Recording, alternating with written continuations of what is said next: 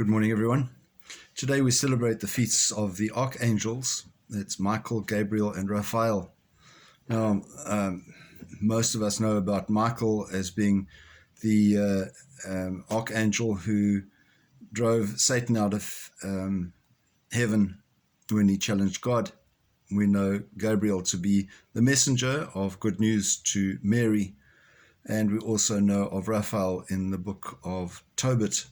And those of you who enjoy drinking wine, although it's a less expensive wine, might be more familiar with Saint Raphael as well. All right, leave that as it is. The interesting thing about the saints, the archangels, is that theoretically they weren't really saints because they're angels. And people who lived in the world would have been able to go on and become saints, whereas the archangels are already in heaven. But then again, the definition of a saint, as we mentioned last week, is those people who exist in heaven or aspire to be in heaven.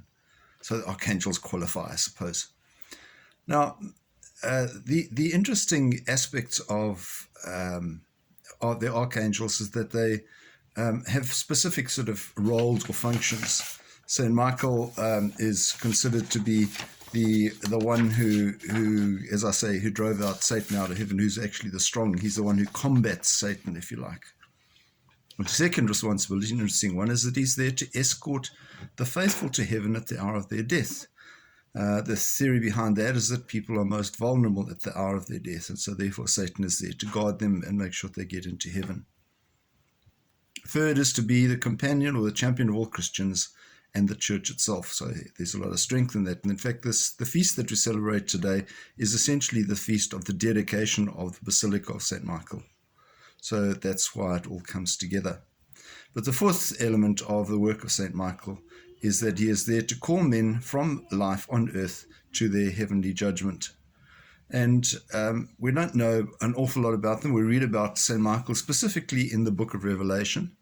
We read about the other, about Raphael, as I said, in the book of Tobit, and Gabriel as, in fact, interacts in a couple of occasions.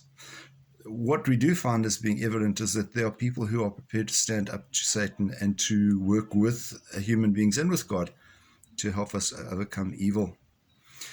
Just something for you today. I've included just below this